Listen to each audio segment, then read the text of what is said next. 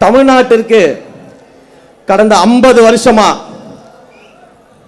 நம்ம நடந்த ஆட்சிகள் எல்லாம் நம்ம பார்த்திருப்போம். எத்தனையோ ஆளுமைகள் ஆட்சி செய்த ஒரு மாநிலம். ஆனா கடந்த சில ஆட்சிகளாக கடந்த சில 5 ஆண்டுகளாக உண்மையிலே நம்மை ஆள்வதற்கு ஒரு ஆளுமை வரமாட்டாரா? மக்களை நேசிக்கக்கூடிய ஒரு தலைவர் வரமாட்டாரா? மக்களுக்காக அவர் மக்களோடு நிற்க மாட்டாரா என்று எண்ணிக்கொண்டிருந்த காலத்தில் யுகத்திற்கே உருவாகக்கூடிய ஒரு தலைவராக நம்முடைய தலைவர் தளபதி அவர்கள் தமிழ்நாட்டிற்கு வந்திருக்கிறார். இன்றைக்கு மாண்புமிகு முதலமைச்சர் நம்ம எல்லாம் ஆசையோட கூப்பிடுற அந்த காலத்தை அந்த ஆளுமையாக நம்முடைய தலைவர் அவர்கள் உருவாக்கி இருக்கிறார். மக்கள் அவர்கள் உருவாக்கி இருக்கிறார்கள். இது வரலாற்று சாதனை. இந்த சாதனை அவ்வளவு சாதாரணமாக செஞ்சிட முடியாது. ஒவ்வொரு வீட்டிலும் வந்ததுக்கு பிறகுதான் கட்சியே ஆரம்பிச்சு என் தலைவர் சொன்னாரு. அந்த வார்த்தையில் இருக்கக்கூடிய சத்தியம் அதுதான் இதை உருவாக்குச்சு. ரேஷன் கார்டுல மட்டும்தான் நம்முடைய முதலமைச்சர் பேர் இல்லை. ஆனா ஒவ்வொரு வீட்டிலும் அண்ணனா தம்பியா வீட்டில் ஒருவர் நம்முடைய முதலமைச்சர் அவர்கள் வாழ்ந்துகிட்டு இருக்கிறார். அவர் சொன்ன ஒவ்வொரு வார்த்தையும் அவர் பேசிய ஒவ்வொரு வார்த்தையும் ஒரு தடவை திரும்பி பார்த்தீங்கன்னா தெரியும், அது ஒவ்வொன்றும் சத்திய வாக்காக இன்று தமிழ்நாட்டில் பலித்திருக்கிறது. நிறைய சொல்றாங்களே இன்னைக்கு விமர்சனங்கள், தொட்டதுக்கெல்லாம் விமர்சனம் பண்ணிட்டு இருக்கிறாங்க. இப்பதான் ஆட்சி அமைச்சிருக்கோம், நிர்வாகத்தை செட் செஞ்சுக்கிட்டு இருக்கிறோம். அதிகாரிகள் எல்லாத்தையும் கடந்த ஆட்சியில் இருந்தக்கூடிய அதிகாரிகள் நம்முடைய ஆட்சிக்கு ஏற்ற மாதிரி நம்முடைய நோக்கம் என்ன, ஊழலற்ற ஆட்சியை எப்படி உருவாக்குவது, திறமையான நிர்வாகத்தை எப்படி கொண்டு வருவதுன்னு அனைத்தையும் இப்பதான் நம்ம கொஞ்சம் கொஞ்சமா பண்ணிக்கிட்டு இருக்கிறோம்.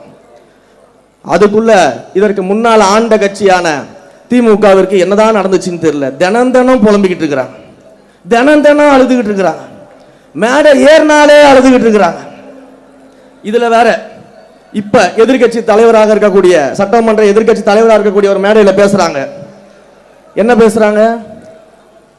நீங்க என்ன பண்ணிட்டீங்க, 2 வருஷம் தான் நீங்க கட்சி ஆரம்பிச்சு ஆகுது, வெறும் கவர்ச்சியை வைத்துக் கொண்டு நீங்க முதலமைச்சர் ஆயிட்டீங்க, நீங்க ஆட்சியை பிடிச்சிட்டீங்க, 2 வருஷம் தான் ஆகுது, 2 வருஷம் தான் ஆகுது, என்ன செஞ்சுட்டு நீங்க வந்தீங்க, என்ன சேவை செஞ்சீங்க, என்ன போராட்டம் பண்ணீங்க?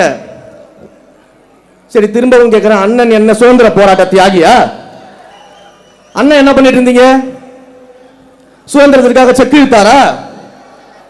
காந்தியை போல கதராடை அணிந்து கொண்டு இந்தியா முழுக்க பிரச்சாரம் பண்ணாரா? சுதந்திரத்துக்காக அகிம்சை வழியில போராடினாரா? இல்ல மாபெரும் படையை திரட்டி நேதாஜி சுபாஷ் சந்திர போல போரிட்டாரா? எங்கள் தலைவராவது திரைத்துறையில் நடிகராக இருக்கும் பொழுது அந்த இந்தியாவிலேயே திரைத்துறையில் உச்சபட்ச நடிகராக உயர்ந்து விட்டு அரசியலுக்கு வந்தாரு. அண்ணன் அப்படி என்ன சாதனை பண்ணிட்டு வந்துட்டீங்க? எப்படி நீங்க துணை முதலமைச்சரா இருந்தீங்க இதுக்கு முன்னாடி?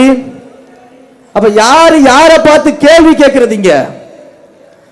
30 வருஷம், 1 வருஷம் 2 வருஷம் கிடையாது, 30 வருஷம் ரசிகர் மன்றமா, நற்பணி மன்றமாக, மக்கள் இயக்கமாக, மக்களோடு மக்களாக நின்று சேவை செய்து அந்த மக்களுக்காகவே வாழ்ந்து இன்றைக்கு முதலமைச்சராக இருந்திருக்கக்கூடியவர் எங்களுடைய மாண்புமிகு முதலமைச்சர். உடனே பெரியாரை பத்தி தெரியுமா உங்களுக்கு? நீங்களாம் பெரியாரிஸ்டா? எதுக்கு தலைவர் அவர்கள் கோட்டு போடுறதுக்கு சொல்றாராம் பெரியாரிஸ்டா அப்படின்லாம் கேள்வி கேட்கிறாராம். உண்மையிலேயே பெரியாரிஸ்ட்னா யார் தெரியுமா? தந்தை பெரியார் அவர்கள் யாருன்னு தெரியுமா? தந்தை பெரியார் அவர்களுடைய துணைவியார் யாரு தெரியுமா? அவங்க இந்த மதுபான கடைகளுக்கு எதிராகவும் கள்ளுக்கடைகளுக்கு எதிராகவும் எப்பேற்பட்ட போராட்டத்தை முன்னிறுத்தியவர் உங்களுக்கு தெரியுமா? ஆனா உங்க ஆட்சியில ஆண்டுதோறும் டாஸ்மாக் வருமானத்தை 50,000 கோடிக்கு உயர்த்தியவர்கள் நீங்கள். எங்களுடைய அண்ணன் மாண்புமிகு முதலமைச்சர் தமிழ்நாட்டு முதலமைச்சராக பொறுப்பேற்ற உடனேயே 700க்கும் மேற்பட்ட டாஸ்மாக் கடைகளை மூடி தாய்மார்களின் காவலனாக நின்று கொண்டிருக்கிறார். அப்ப யாரு இன்றைக்கு தத்துவம் பேசுறது, யார் இன்றைக்கு கொள்கை பேசுறது, பெரியாரை பத்தி பேசுறது? சரி, உண்மையிலேயே நாங்க எல்லாம் சவால் விடுறோம். இந்த மேடையில எங்களுடைய மாண்புமிகு முன்னணியான அமைச்சர்கள் அத்தனை பேர் இருக்கிறாங்க. அவங்க கிட்ட இருந்து கத்துக்கிட்டு இருந்த ஜூனியர் அமைச்சர்கள் நாங்கள் இருக்கிறோம்.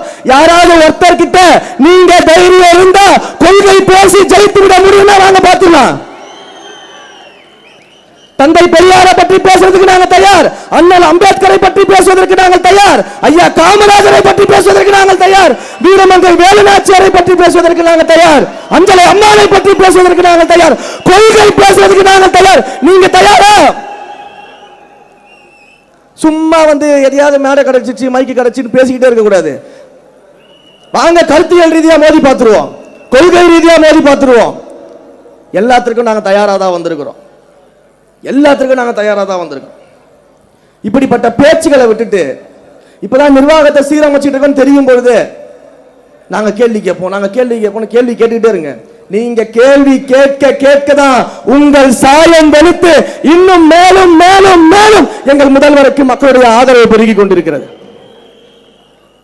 உண்மையிலேயே எனக்கு முன்னாடி அக்கா பேசிட்டு இருக்கும்போது ஒரு நிமிஷம் அப்படியே நான் யோசிச்சேன். அக்கா 50 கோடி 100 கோடி 20 கோடிலாம் பேசினப்போ அப்படியே ஒரு செகண்ட் மேல பார்த்தேன். எங்களை மாதிரி தெருக்கோடியில இருந்தவர்களையும் இன்றைக்கு சட்டமன்ற உறுப்பினராக்கி அமைச்சராக்கி தலைவராக எங்கள் முதல்வர் இருக்கிறதுனாலதான் இன்றைக்கு மாற்றுக் கட்சி நண்பர்கள் எல்லாம் இங்க வந்து சேர்ந்திருக்கிறாங்க. ஒண்ணு சாதாரணமாலாம் வந்து இங்க நிக்கல. அவ்வளவு உழைப்பு இருக்குது, அவ்வளவு உழைப்பு இருக்குது. உண்மையிலேயே இந்த நேரத்தில் எங்களுடைய பொதுச் செயலாளர் அண்ணன் அவர்களுக்கு என்னுடைய நன்றியை நான் தெரிவிச்சுக்கணும்னு ஆசைப்படுறேன். ஏன்னா எங்கேயோ ஒரு இடத்துல சல்லிக்கட்டு போராட்டத்தில் மைக்க பிடிச்சி அந்த போராட்டத்தில் நான் பேசின ஒரு வீடியோவை மட்டும் பார்த்துட்டு முதல்ல என்ன மீடியாவில் உட்கார வச்சு பேச வச்சு தலைவர்கிட்ட கொண்டு போய் நிறுத்தி இன்றைக்கு இந்த மேடையில் அமைச்சராக நான் பேசுவதற்கு வழிவகுத்து கொடுத்தவர் என்னுடைய பொதுச் செயலாளர். எந்த கட்சியில் எனக்கு முன்னாடி பேசும்போது அண்ணன் ராவுத்தர் இப்ராஹிம் சொன்னார்ல, பொதுச் செயலாளரை ட்ரோல் பண்றாங்க, விமர்சனம் பண்றாங்க. அண்ணன் ட்ரோல் விமர்சனம் மட்டும்தான் பண்ண முடியும். அவரை மாதிரி இப்படி இருக்கக்கூடிய கடல் கோரி தொண்டர்களை மேடையாற்ற எந்த கட்சியில் இருக்கக்கூடிய பொதுச் செயலாளரும் முடியாது. அப்ப அப்படிப்பட்ட உழைப்பாளிகளை கொண்டது நம்முடைய கழகம். இங்கே மேடையில் இருக்கக்கூடிய அத்தனை அமைச்சர்களும் எல்லாரும் பல அரசியல் கட்சிகளுடைய நுணுக்கங்களை தெரிஞ்சவர்கள், அரசியல் தெரிஞ்சவங்க, எங்களை விட அதிகமான எக்ஸ்பீரியன்ஸ் இருக்கவங்க. ஆனா ஏதாவது ஒரு விஷயம் நாங்க போய் அவங்க கிட்ட கேட்டோம்னா எந்த பாகுபாடும் பார்க்காம எந்த தலைக்கணமும் இல்லாம உடனடியாக அந்த பிரச்சனைக்கு அந்த விஷயத்துக்கு எங்களை வழிநடத்தக்கூடிய அமைச்சர்கள் இங்க இருக்கிறாங்க, சீனியர்ஸ். எந்த கட்சியில இருக்கும்? மற்ற கட்சியில எல்லாம் வந்து பக்கத்துல உட்கார கூட விட மாட்டாங்க. எங்களை பாருங்க எப்படி சரிசமமா உட்கார வச்சு எங்களுடைய மூத்த தலைவர்கள் எப்படி அழகு பார்க்கறாங்கன்னு சொல்லிட்டு. அப்ப இதுதான் தமிழக வெற்றி கழகம். இந்த மாண்பும் இந்த மரியாதையும் இந்த சுயமரியாதையும் சமத்துவமும் இன்றைக்கு தமிழ்நாட்டில் ஒரு கட்சியில இருக்குன்னா அது தமிழக வெற்றி கழகம் மட்டும்தான். நெஞ்ச தட்டி தெரியுமா சொல்லுவேன். அதனாலதான் இன்றைக்கு மாற்றுக் கட்சி தோழர்கள் எல்லாம் நம்முடைய கட்சியை நோக்கி வந்து நம்மோடு சேர்ந்துட்டு இருக்கிறாங்க. வந்தாரை வாழ வைக்கும் தமிழ்நாடுன்னு சொல்ற போல வந்தாரை வாழ வைத்து அழகு பார்க்க கூடியவர் நம்முடைய தலைவர் முதலமைச்சர் அவர்கள். அதனாலதான் அந்த நம்பிக்கையோடு இன்றைக்கு வந்து கொண்டிருக்கிறார்கள். ஒரே ஒரு விஷயத்தை மட்டும் சொல்லி முடிச்சிடறேன். நான் கடந்த மேடையில் தலைவர் முன்னாடி சொன்னேன், எதிர்கட்சியே இல்லாத சட்டமன்றத்தை உருவாக்கும் வருங்காலத்தில். உடனே பாதி பேருக்கு கோபம் வந்துருச்சு. அது எப்படி சொல்ல முடியும்? அது ஜனநாயகமா, அது ஜனநாயகமா அப்படின்னு. 234 தொகுதியும் நாங்க தான் ஜெயிப்போம்னு சொல்லும்போது அதுக்கு என்ன அர்த்தம்? 234 தொகுதியும் நாங்க தான் ஜெயிப்போம், அப்ப எதிரில் வர கட்சி இருக்க மாட்டாங்கன்னு அர்த்தம் சட்டமன்றத்தில். அப்ப அது மட்டும் ஜனநாயகமா? அதைத்தான் நான் கொஞ்சம் மாத்தி சொன்னேன். திரும்பவும் சொல்றேன், எல்லா மேடையிலையும் சொல்லுவேன், இந்த சின்ன பசங்க வருங்காலத்தில் எதிர்கட்சியே இல்லாத சட்டமன்றத்தில் எங்கள் தலைவரை முதலமைச்சராக அமர வைப்போம். நன்றி, வணக்கம். சிறப்பான இந்த நிகழ்ச்சியின் சீரோடும் சிறப்போடும் எழுச்சியோடும் நடத்துவதற்கு உறுதுணையாக நின்று தலைவரிடத்திலே அனுமதி பெற்று இந்த இயக்கம் எவ்வளவு வலிமையாக இருக்கிறது என்பதை நான் பார்க்கின்ற போது புசி ஆனந்தன் என்பதல்ல, பிசி ஆனந்தன் என்றே சொல்லலாம். எப்போதும் அவர் ஓடிக்கொண்டே இருக்கிறார். நம்முடைய கழகத்தின் பொதுச் செயலாளர், உள்ளாட்சி மற்றும் பொதுப்பணித்துறை அமைச்சர் அன்பிற்கினிய அருமையண்ணன் புசி ஆனந்தன் அவர்களே, நம்முடைய கொள்கை பரப்பு செயலாளரும் தேர்தல் பிரிவுடைய செயலாளரும் நெடுஞ்சாலை மற்றும்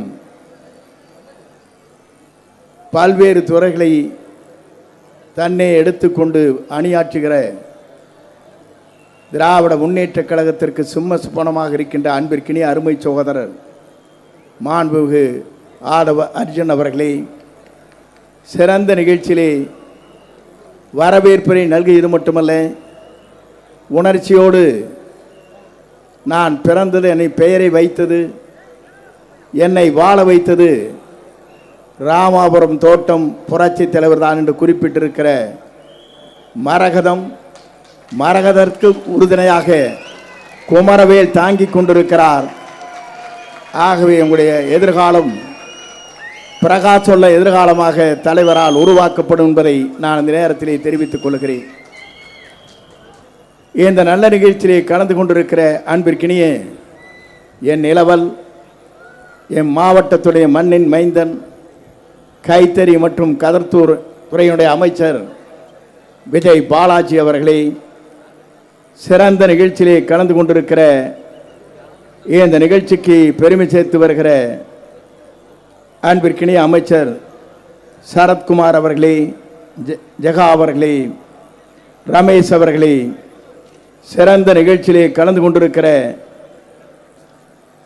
சட்டப்பேரவை உறுப்பினர், இந்த அன்பிற்கினிய கழகத்தின் பொருளாளர், உணவுத்துறை அமைச்சர் அன்பிற்கினிய அருமையண்ணன் வெங்கட்ராமன் அவர்களே, சட்டப்பேரவை உறுப்பினர்களே, சிறப்பான நிகழ்ச்சியிலே கலந்து கொண்டு நான் 6 மணிக்கு பார்க்கின்ற போது நம்மோடு இணைப்பு விழாவா, இது வெற்றி விழாவா என்கின்ற அளவிற்கு உருவாக்கி இருக்கிற வருகின்றிருக்கிற ஆற்றல் மிக்க சகோதரர்களே, இந்த நிகழ்ச்சி ஒருங்கிணைந்து மாவட்டத்தில் சுரண்டு பணியாற்றி இருக்கிற அன்பிற்கினிய மாவட்ட கழக செயலாளர் பாலாஜி அவர்களே, சிறந்த நிகழ்ச்சியிலே கலந்து கொண்டு மேடையிலே அலங்கரித்துக் கொண்டிருக்கிற அன்பிற்கினிய சகோதரர்களே, உங்கள் அத்தனை பேருக்கும் என்னுடைய பணிவான வணக்கத்தை முதலில் நான் தெரிவித்துக் கொள்கிறேன்.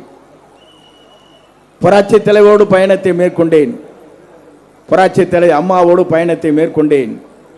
இன்று தளபதியோடு அந்த பயணத்தை நான் மேற்கொண்டிருக்கிறேன் என்று சொன்னால் அதற்கு காரணம் எனக்கு தெரியும். இங்கே அமர்ந்து கொண்டிருக்கிற அறநிலைத்துறை சொல்லுகிற போது அமைச்சர் அவர்கள் இங்கே குறிப்பிட்டார், பொதுச்செயலாம் பேச இருக்கிறார், அர்ஜுன் அவர்கள் பேச இருக்கிறார். நான் ஒன்றை சொல்ல விரும்புகிறேன். 1972 புரட்சி தலைவரோடு பயணத்தை மேற்கொள்கிற போது அவருடைய இயக்கம் 100 நாட்கள் இருக்க போகிறதா என்று கேட்கின்ற போதுதான் அவர் உயிருள்ளவரை தமிழ்நாட்டின் நிரந்தர முதலமைச்சர் என்ற வரலாற்றை படைத்தார். அதற்கு பிறகு புரட்சி தலைவியமோடு இணைந்து அந்த பணிகளை மேற்கொள்கிற போது இந்த இயக்கம் எத்தனை நாளுக்கு இருக்க போகிறது என்று கேட்கின்ற போதுதான் 5 முறை தமிழ்நாட்டின் நிரந்தர முதலமைச்சர் என்ற வரலாற்றை படைத்தார். இன்று தமிழகத்துடைய வெற்றி கழகத்துடைய தலைவர், தமிழக மக்களால் ஏற்றுக்கொண்டிருக்கிற தலைவர், அன்பால் அரவணைக்கக்கூடிய தலைவர், இந்திய நாட்டின் வரலாற்றில் இன்றைக்கல்ல என்றைக்கும் தமிழ்நாட்டுடைய நிரந்தர முதலமைச்சர் என்ற வரலாற்றை படைக்கிற ஒரே தலைவர் நம்முடைய தமிழக வெற்றி கழக தலைவர் என்பதை நான் இந்த நேரத்திலே கோடிட்டு காட்ட விரும்புகிறேன். எல்லோரும் சொன்னார்கள், இங்கே எதிர்க்கட்சி தலைவர் சொன்னார். நான் ஒன்றை சொல்ல விரும்புகிறேன். எதிர்க்கட்சி தலைவரே, இன்றைக்கு தமிழ்நாட்டிலிருந்து விரட்டி அடித்த பெருமை இளைஞராக இருக்கிற உங்களிடத்திலே இருக்கிறது என்ற வரலாற்றை படைக்கிற இந்த இயக்கம்தான் நமது தமிழக வெற்றி கழகம் என்பதை நான் இந்த நேரத்திலே கோடிட்டு காட்ட விரும்புகிறேன். ஒரு எதிர்க்கட்சி தலைவர், முன்னாள் முதலமைச்சர் இருக்கின்ற இடமே இல்லாமல் மக்களால் இன்றைக்கு தூக்கி எறியப்பட்டிருக்கிறதாம் இன்றைக்கு அறிக்கை விட்டுக் கொண்டிருக்கிறார். அதுதான் வேதனையாக இருக்கிறது. அதற்கு மேலே இங்கே எடப்பாடி பழனிசாமி, நம்முடைய சின்னம் நின்றிருந்தால் அவரும் இன்றைக்கு போயிருப்பார். அதுதான் நடந்திருக்கும். இங்கே மரகதம் அவர்கள் சொல்லுகிற போது சொன்னார்கள், குதிரை பேரம் என்று சொன்னார்கள். கொள்ளை பேரம் நடைபெற்றுக் கொண்டிருக்கிறது. திராவிட முன்னேற்ற கழகம், அனைத்து இந்திய அண்ணா திராவிட முன்னேற்ற கழகம் இணைந்து ஒரு ஆட்சியை கொண்டு வரலாம் என்று சொன்னால் அதை தகர்த்திருக்கிற சக்தி நம்முடைய தமிழக வெற்றி கழகத்துடைய தலைவராக இருக்கிற இன்றைய தமிழக முதலமைச்சர், என்றைக்கும் தமிழ்நாட்டுடைய முதலமைச்சராக இருக்கிற தளபதியால் மட்டும்தான் முடியுமே தவிர எவராலும் முடியாது. நானை குறிப்பிட்டு காட்டுவதற்கு காரணம் இங்கே சொன்னார்கள். பல பேர் பேசுகிற போது சொன்னார்கள், அவருடைய ஆற்றலும் சிந்தனையும் தொலைநோக்கு பார்வையும் நான் பார்க்கின்ற போது இந்தியாவிலே எந்த தலைவருக்கும் இன்றைக்கு இல்லை என்ற வரலாற்றை படைக்கிற தலைவராக தமிழக வெற்றி கழகத்துறை தலைவர் தளபதி அவர்கள் இன்றைக்கு விளங்கிக் கொண்டிருக்கிறார். நான் இதை குறிப்பிடுவதற்கு காரணம், இங்கே பேசுகிற போது எல்லோரும் நினைத்தார், இங்கே நின்று கொண்டிருக்கிற இளைஞர்களை நான் பார்க்கிறேன், உங்களுக்கு வயதை பார்க்கிறேன். எல்லோரும் இன்றைக்கு 20 வயதிலிருந்து 25 தாண்டுகிற இளைஞர்கள் இங்கே இருக்கிறீர்கள். அதைத்தான் காணுகிற போது மற்ற இளைஞர்களும் நான் பார்த்தேன், குழந்தைகளையும். 10 வயது குழந்தை எங்களுடைய தொகுதியிலே ஒருவர் இருந்தார். அந்த குழந்தை ரமேஷ் என்கிற குழந்தை. அந்த குழந்தை அவர் பாட்டியை அழைத்து செல்கிறார். செல்லுகிற போது 8வது வார்டு கரட்டடிபாளையம் என்ற இடத்தில் அந்த பாட்டி இடத்திலே சொல்லுகிறான், விசில் சின்னத்திற்கு வாக்களிக்க வேண்டும், கையை பிடித்துக் கொண்டே ஓடுகிறான். அப்போது பூத்திலே இருக்கின்றவர் நின்று விடுங்கள், யார் அவருக்கு வாக்களித்தார் என்பதை நீ சொல்லிவிடுவாய், ஆகவே உன்னை அனுமதிக்க முடியாது என்று சொன்னவுடன் கீழே இருந்து பிறண்டா அந்த கடைசிக்கு இந்த கடைசிக்கு பூத்தில் உட்கார்ந்து அத்தனை பேர் எழுந்துட்டாங்க பயந்துட்டு என்ன நடக்க போகுதோ என்று. பாட்டி வாக்களித்து விட்டு விசில் சின்னத்திற்கு வாக்களித்திருக்கேன் சொன்னதற்கு பிறகுதான் அந்த பையன் எந்திரிச்சான். நீங்க இப்ப 20 வயசுல இருக்கிறீங்க, 11 வயசுல இருக்கிறான், நாளைக்கு 18 வயசு ஆகிறவர்கள் அவன் வந்துடுவான். ஆகவேதான் இங்கே சொன்னார்கள், தமிழக வெற்றி கழகத்துடைய தலைவர் இன்றைக்கல்ல என்றைக்கும் அவர் இருக்கும் வரை தமிழ்நாட்டின் நிரந்தர முதலமைச்சர் வரலாற்றை படைக்கிற தலைவராக அவர் வருவார். அது யாராலும் மாற்றி காட்ட முடியாது. இங்கே சொன்னார்களே, நான் படத்தில் வச்சிருக்கிறதே அம்மா படம். தலைவர் ஒரு நாள் பார்த்தார், இடத்தை அழைத்தார், சார் நீங்க தொடர்ந்து அம்மா படத்தை வச்சுக்கொண்டார், அப்பதான் எனக்கு மகிழ்ச்சியாக இருக்கும் என்ற சொன்ன ஒரே தலைவர் தமிழ்நாட்டிலே பார்க்கிறேன் நம்முடைய வெற்றி கழகத்துடைய தலைவர் தளபதியை தவிர யாரும் இல்லை. நான் எதற்காக சொல்ல என்று சொன்னால், வேலூருக்கு செல்கிற போது நான் அங்கே பார்த்தேன், எல்லோரும் சொன்னார்கள், நான் புரட்சி தலைவர் படம், தளபதியுடைய படம், அம்மா படத்தையும் வைத்து ஒரு இதே போல என்னுடைய மேல் பாக்கெட்டை வைத்திருந்தேன். அவர் அங்கே பஸ்ஸில் இருக்கிற போது என்னை கூர்ந்து கவனித்தார். கூர்ந்து கவனித்ததற்கு பிறகு அடுத்த நாள் என்னை அழைத்தார், சார் வரீங்களான்னார். போய் அவரை பார்த்தேன். பார்க்கிற போது சொன்னார், நீங்கள் அம்மா படத்தை வைத்துக் கொள்ளுங்கள், அப்போதான் எனக்கு மகிழ்ச்சி வரும் என்று சொன்ன ஒரே தலைவர் தமிழ்நாட்டில் இவரை தவிர யாரும் இல்லை. அதைத்தான் நான் நின்று பார்க்கிறேன். மனிதனை இங்கே இருக்கிறது. 42 ஆண்டு காலம் உருண்டோடியதற்கு பிறகு ஒரே நிமிடத்தில் என்னை தூக்கி எறிகிற போது என்னை தாங்கி பிடித்து இன்றைக்கு அமைச்சராக்கி இருக்கிற பெருமை நம்முடைய தளபதியை தவிர யாராலும் இல்லை என்பதை நான் இந்த நேரத்திலே தெரிவித்துக் கொள்கிறேன். நான் எதற்காக இங்கே மரகணம் அவர்கள் சொன்னார், எனக்கும் எடப்பாடிக்கும் அந்த பிரச்சனை ஒன்றே ஒன்றுதான். தலைவருடைய படம் இல்லை, அம்மா படம் இல்லை. அத்திக்கடவு அவனாசி திட்டத்திலே தன் படத்தை மட்டும் போட்டு புகழ் பாடிய ஒரே காரணத்தின் அடிப்படையிலே தான் அன்றைக்கு நான் குறிப்பிடுகிற போது அம்மா படம் தலைவர் படம் இல்லாமல் நான் அந்த நிகழ்ச்சியிலே கலந்து கொள்ள மாட்டேன் என்று சொன்னதற்கு பிறகுதான் எனக்கும் அவருக்கும் மோதல் ஏற்பட்டது. நான் எதற்காக சொல்லி என்று சொன்னால், தலைவரை நம்பியவரில்லை, தலைவரோடு அவருக்கு வாக்களித்தவர்கள் அம்மாவோடு இருந்து அமைச்சராக்கியவரை கூட மறந்தவர் இவர். ஆகவேதான் இன்றைக்கு அவர் தேய்ந்து கொண்டிருக்கிறார். இங்கே சொன்னார்களே, எல்லோரும் இன்றைக்கு சனிக்கிழமை ஆனால் எல்லா கட்சியிலிருந்து வர்றாங்க. இனி கட்சியே இருக்காது. அண்ணா திமுக என்று முழுகி போயிருக்கிற கப்பலை யாராலும் தடுத்து நிறுத்த முடியாது. முழுகி கொண்டிருக்கிற கப்பல். ஆகவே முழுகி கொண்டிருக்கிற கப்பலில் இருந்து மக்கள் திரண்டு வருகிறார்கள். முன்னாள் அமைச்சர் வருகிறார்கள், சட்டமன்ற உறுப்பினர் வருகிறார்கள், இன்னும் சட்டமன்ற உறுப்பினர் வருவார்கள். ஆகவே நீங்கள் காத்திருங்கள், வெற்றியை தேடித்தாருங்கள் என்று அழைத்து விடைபெறுகிறேன். நன்றி, வணக்கம். எங்கள் பொதுச் செயலாளர் ஆசான் திரு ஆனந்த் ஐயாவுடைய ஆசையோடு இந்த உரையை தொடங்குகிறேன். ரொம்ப வரலாற்று சிறப்பு மிகுந்த இந்த நிகழ்வு எவ்வளவு முக்கியத்துவம் வாய்ந்ததாக இருக்குனாக்கா, எங்கள் ஆசானுடைய உழைப்பு எந்த அளவுக்கு என்பதை சொல்வதற்கு சரியான இடம் இது. என கொடுத்த வாக்கை காப்பாற்ற வேண்டும் என்பதற்காக எங்கள் ஆசான் தளபதியிடம் ஒரு வார்த்தை கொடுத்தார், ஒரு நிகழ்ச்சியை நடத்தி தரேன்னு சொல்லிட்டு. அன்று அவருடைய உடன் பிறந்த சகோதரி அவர்கள் இறந்து விட்டார் என்ற செய்தி வந்த பொழுது அந்த செய்தியை மறைத்து விட்டு யாரிடமும் சொல்லாமல் நம்ம அழுதோம்னா நம்மளுடைய சோகம் எல்லாருக்கும் தாக்கம் சொல்லிட்டு தன்னுடைய அழுகையையும் சோகத்தையும் மறைத்து கொண்டு அந்த நிகழ்ச்சியை நல்லபடியாக நடத்தி முடித்த எங்கள் பொதுச் செயலாளர் அவர்கள், அதற்கு பின்பாக தான் அவர் கண்களில் இருந்து தண்ணீரே வந்தது என்றால் தளபதி மீது அவர் வைத்திருக்கக்கூடிய பற்று, பாசம், நம்பிக்கை, அதை விட அவருக்காக எவ்வளவு விசுவாசமாக இப்படி ஒரு மனிதன் இருக்க முடியுமா? அவர் சொன்ன ஒரு வார்த்தை வரலாற்றில் எவ்வளோ மிக முக்கியமான வார்த்தையாக எவ்வளோ ட்ரோல் பண்ணாங்கனாக்கா, அவருடைய வட்டார வழக்கு மொழியில் அவர் சொன்னார், தளபதி விஜய் அவர்களை இட்டுன்னு போகிறது தான் எங்களுக்கு ரொம்ப சிரமமாக இருக்குன்னு சொன்ன பொழுது அதை ட்ரோல் பண்ணாங்க. ஆனால் இன்னைக்கு வரலாறு எப்படி மாற்றி வச்சிருக்குன்னா, எங்கள் ஆசான ஒரு நிகழ்ச்சிக்கு இட்டுன்னு போகிறது அவ்வளோ கஷ்டமாக இருக்குது. எங்கள் பொதுச் செயலாளரை பார்ப்பதற்காக இன்று வரக்கூடிய கூட்டம், இன்று தளபதிக்காக சேரக்கூடிய இந்த கூட்டம், இது எவ்வளவு பெரிய மாநாடு போல இங்கே நடந்து கொண்டிருக்கிறது.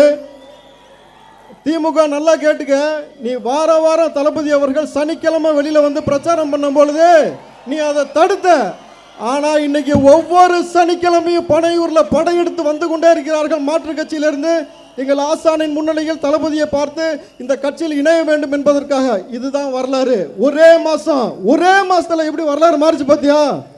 இதுல நான் ரொம்ப பேசுறதை விட இன்றைக்கு எல்லாரும் எதிர்பார்க்கக்கூடிய பேச்சு யாருனாக்கா, ஆக்ஷன் கிங், சினிமாவில் ஆக்ஷன் கிங் அர்ஜுன் அவர்கள். என்று அரசியல் ஆக்ஷன் கிங்னாலே இன்னைக்கு ஆதவ அர்ஜுனா அண்ணன் தான். அரசியல் ஆக்ஷன் கிங் ஆதவ அர்ஜுனா அண்ணன். அவர் களத்தில் இறங்கும் போது தான் இன்றைக்கு திமுக அவர் ஒரு அடி அடிச்சுட்டு போயிறாரு. என்ன மாதிரி அடிக்கிறார் தெரியுமா? அவர் வாலிபால் எப்படி பந்து அடிக்கிற மாதிரி அடிக்கிறாரு. ஓடி போய் பந்து எப்படி வலையில உளிதோ அதே மாதிரி அவர் அடிக்கிற அடிக்கு ஒவ்வொரு பையனும் ஓடி போய் பொந்துக்குள்ள ஒளிஞ்சுக்கிட்டு ஒப்பாரி வைக்கிறானுங்க திமுக. நல்லா புரிஞ்சுக்கோ, வரலாற்று சிறப்பு மிகுந்த நிகழ்வு நடந்து கொண்டிருக்கிறது. என் அன்பு தம்பி ரமேஷ் அமைச்சர் அவர்கள் சொன்னது போல, வரலாற்றில் எதிர்க்கட்சி இல்லாமல் நிரந்தர முதலமைச்சராக தளபதி விஜய் அவர்கள் அவர் நெஞ்சில் குடியிருக்கும் இந்த மக்களோட பேரன்போட தொடர்ச்சியாக அவர் இருக்கும் வரையில் இனி அவர் தாண்டா முதலமைச்சர். நல்லா எழுதி வச்சுக்கோ. அதிமுக கரைந்து விட்டது. திமுக ஒரே மாசம் எழுதி வச்சுக்க. உன் கூடாரத்தில் இருக்கக்கூடிய ஒட்டுமொத்த நபரும் எங்க தளபதியுடைய இந்த துண்டை மாட்டிட்டு இந்த கழகத்தில் சேர்த்து உன்னை தனியில மூச்சந்தில நிக்க வைக்கல வைப்போம். ஏன்னா நீ மக்களாக மதிக்காம ஆணவ பேச்சு, போதை, கஞ்சா, சாராயம் எல்லாத்தையும் ஊத்தி வச்சுட்டு இந்த 1000 ரூபாய் கொடுக்குற ஸ்கீமுக்கு மட்டும் வெக்கமில்லாம பேசுறீங்க. ஸ்டாலின் ஆட்சி தொடர்கிறது. ஏண்டா இந்த பொறுக்கி போய கஞ்சா போட்டு பெண்கள் மீது ஆபாசமாக கை வைக்கிறது போது அப்ப சொல்லு ஸ்டாலின் ஆட்சி தொடருதுன்னு. விதை நீ போட்டது, நீ போட்ட விதைய வேரோடு அறுத்து கொண்டிருக்கிறது திரு ஜோசப் விஜய் அவர்களுடைய ஆட்சி, எங்கள் அண்ணன் தளபதி விஜயோட ஆட்சி.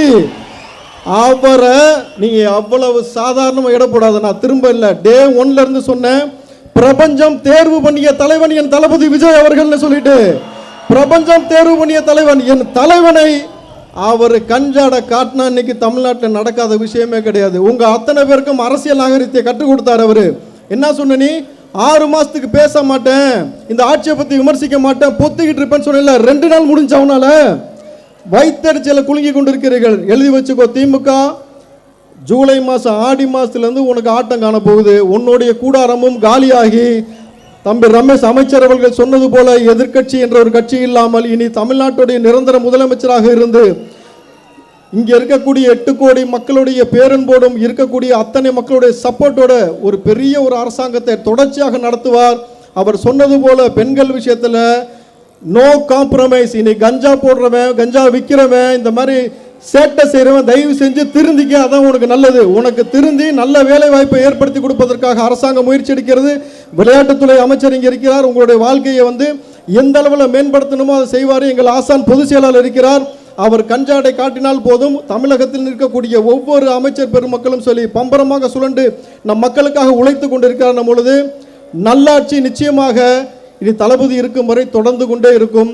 இன்றைக்கு இவ்வளவு பெரிய மாநாடு போல் இவ்வளவு பெரிய நிகழ்ச்சி ஏற்பாடு செய்து மாற்று கட்சியிலிருந்து வந்த சகோதரர் அனைவரையும் வருக வருக என்னை வரவேற்று, இனி நீ எந்த ஊருக்கு போனாலும் கெத்தா சொல்லலாம், நான் டிவிக்கே காரண்டான்ட்டு. உன்னுடைய முகவரி எல்லாமே டிவிக்கே. தளபதிக்காக நம் எல்லாரும் ஒன்று கூடுவோம், சிறந்த ஆட்சியை தருவோம். வாய்ப்புக்கு நன்றி கூறி விடைபெறுகிறேன். நன்றி, வணக்கம்.